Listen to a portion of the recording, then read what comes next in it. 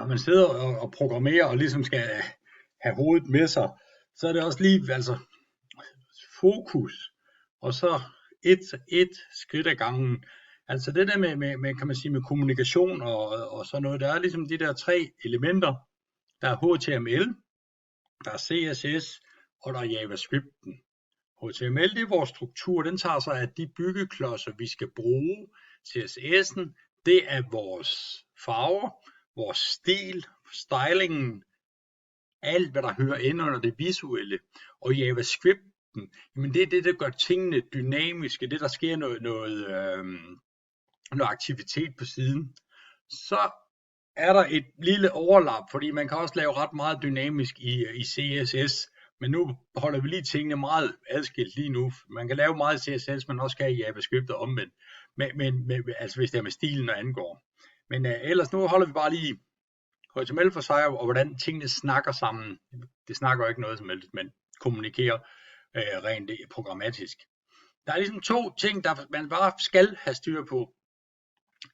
Der er det der class, og der kan man jo se, altså der står her på udenbysk, ikke også, men altså class tillader CSS og JavaScript til at vælge og få adgang til et specifikt element, som har class selector eller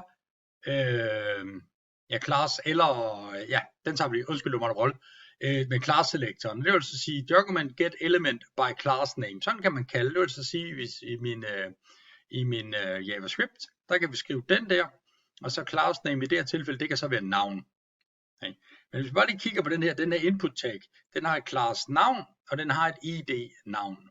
Og hvis vi kigger på ID'en, det er unik for hele dokumentet.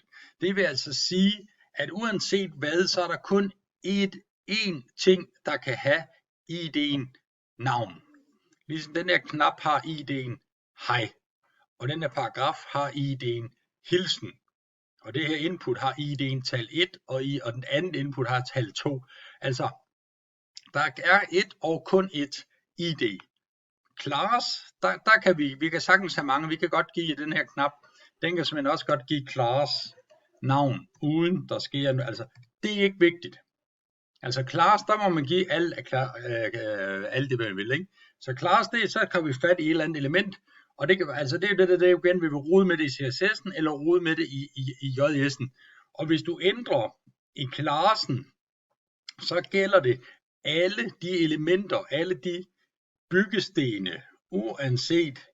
Vi kan også give den her op, nu er den en class hilsen, men vi kan godt give den 2 classes, altså så er den en class hilsen og en class navn. Så hvis jeg laver en klasse i CSS, der hedder navn, så ændrer jeg både den her container her, den der hedder, altså div'en, flyttekassen, og det der input og den her knap. Det får så, hvad jeg gør ved class. Og det gør jeg simpelthen ved, at vi kan gå hen ved igen. Altså, der er jo ikke noget nyt under solen her.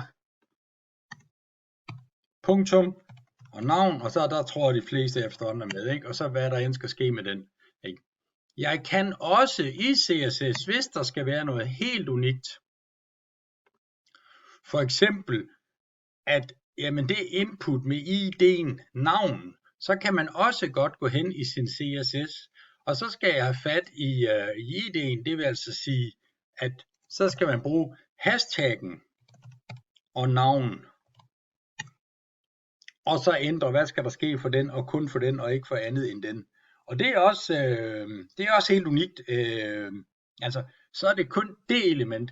Så der hvor man bruger class, det er når man skal ændre mange elementer, mange objekter, der skal have den samme stil, og når vi kalder på ID'en i vores CSS, så gør vi det så med hashtaggen. Så has det med punktum, ikke? Og selektoren med ID, og I kan også se, der står over element ID lige navn, ikke? Så der ved den, og den skur der, den siger, jeg har ikke noget ruleset her, det er det, der står der, ikke? Og det har jeg da skrevet noget, ikke? Så class, det er med punktum, ID, det er med navn. Og når vi laver CSS her på klasserne, så er det alle dem, der hedder navn. Her så er det kun det element, der har ID'en navn.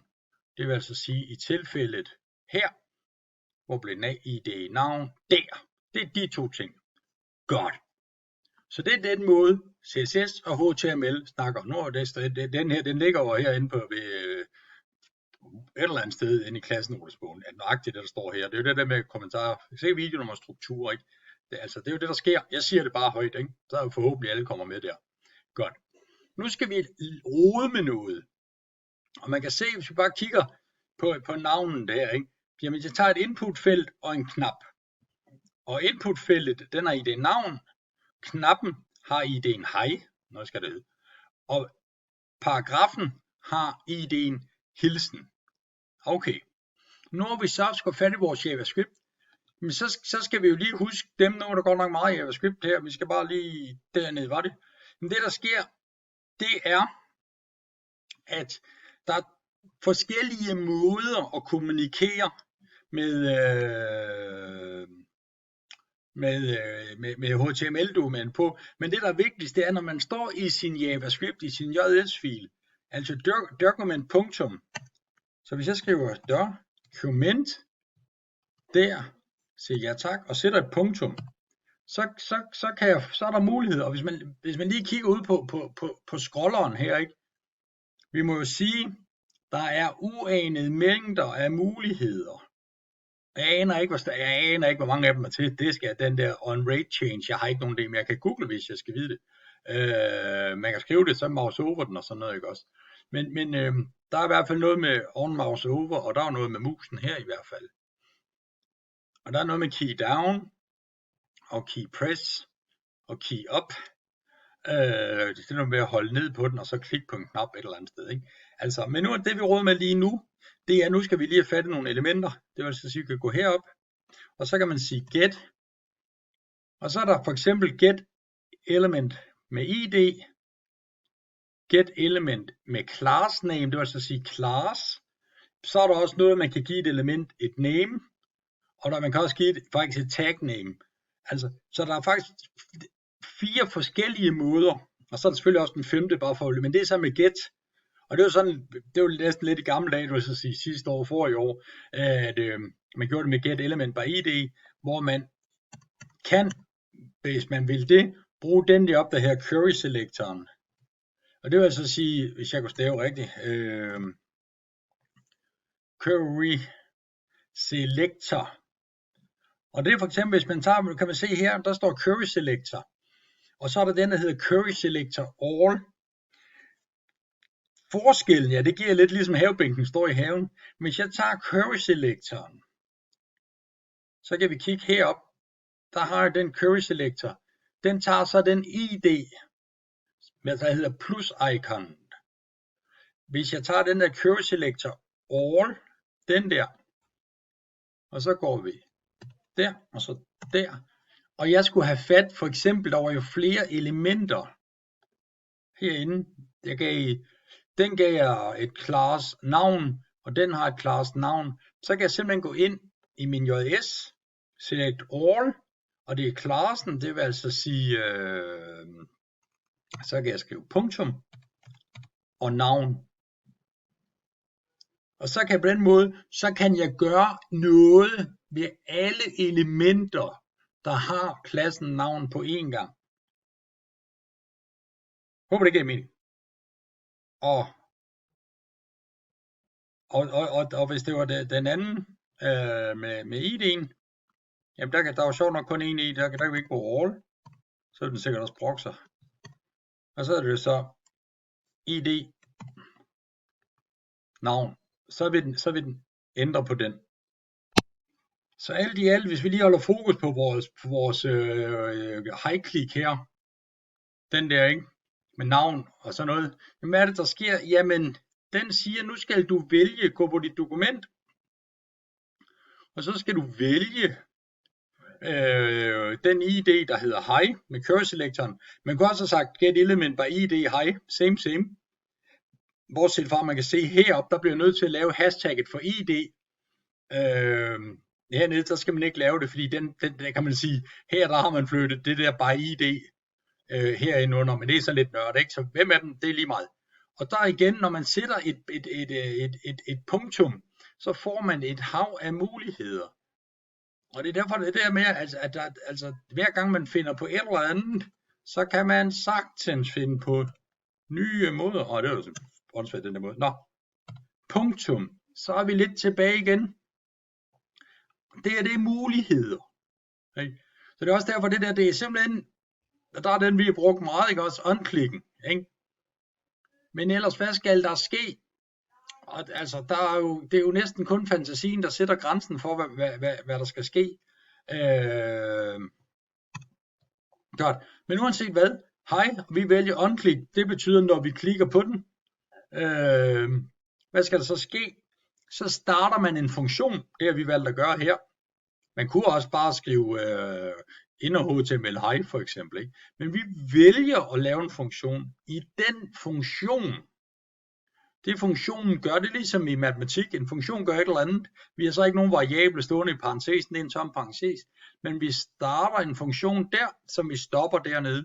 Så imellem de her udråbstegn, eller gåseøjnene, jeg prøver lige igen, krølleparenteserne her, tobrugerne, der skal der ske et eller andet, og der kan ske meget, der skal ske lidt, men lige nu sker der ikke så meget.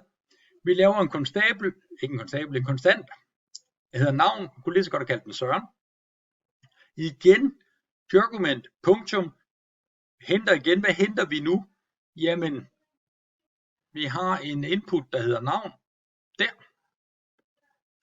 Det vil altså sige, klikker på hej, det var den der, det var knappen, hvor blev den af knappen, der, button der, den hed hej. Klikker på hej, når jeg klikker på hej, så går den op i inputtet, henter navn. Hvad tager den i navn? Jamen den der placeholder, det er det der skrivefeltet vi får.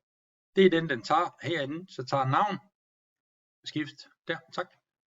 Så den tager navnet, og det der value, jamen det betyder bare indholdet. Hvad står der i det felt, man kan skrive i under input? Så nu står den der som en x-værdi, der bare hedder navn.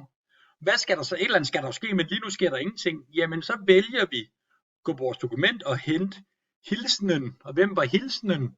Jamen det var jo vores paragraf, der hedder hilsen. Den er tom. Når der står der, det kan man se på skærmen. Lige nu står der ingenting. Så kan man ikke se, den er der faktisk. Så hvad skal vi gøre det? Jamen så til hilsenen, så går vi hen og skriver vores inner HTML er lige med. Og så går så altså anførselstegnene, så kommer der tekst på skærmen. Og vores variabel navn, det vil altså sige indholdet fra inputfeltet. Og de der plusser betyder sådan og. Starter vi ny tekst, et eller andet, whatever man nu gider at skrive.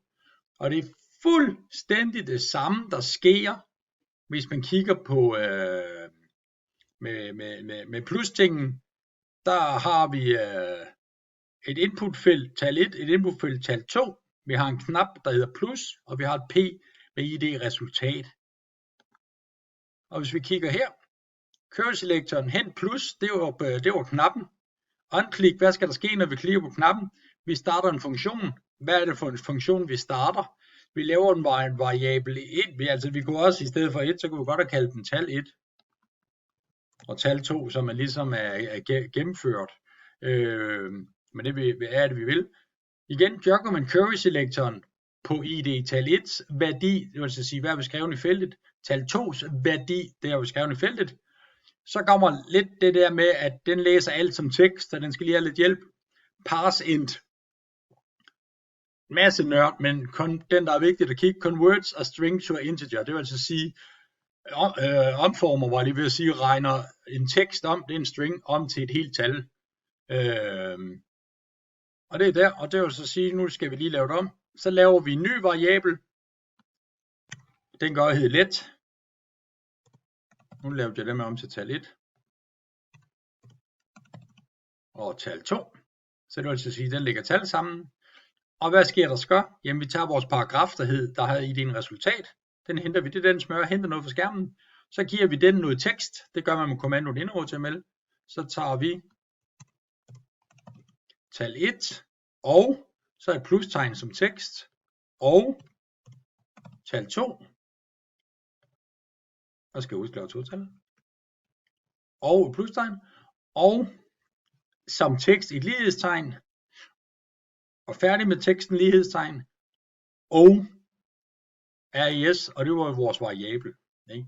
Så den der med, vi henter noget ned, vi henter ID'erne, vi giver de ID'er, vi skal bruge, vi henter de ID'er ind, vi skal, hvad vi end skal gøre med dem, gør et eller andet med dem. Nu er det jo meget banalt det her, der kan man jo virkelig skrive, tøjse sig ud, hvad skal der ske med et eller andet, og returnere det igen til skærmen. Så vi henter noget ind fra skærmen, og vi returnerer det til skærmen. Og hvis vi skal ændre CSS'en, henter det ind i CSS'en, der er der bare ikke noget retur på den her. Det giver det altså, der skal man ikke returnere tilbage. Vi skal kun returnere noget tilbage, når vi er i vores JavaScript. Godt. Håber ting gav mere mening nu her. Jeg har ikke sagt noget, jeg ikke har sagt før, men nu kan man da køre det på halv hastighed i hvert fald.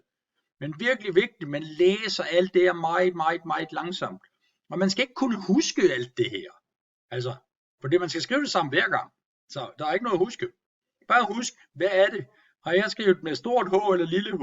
Ikke? Har jeg husket at åbne og lukke dem der? Har jeg husket og på variabelnavn og sådan noget? Det er der, hvor kampen mest er.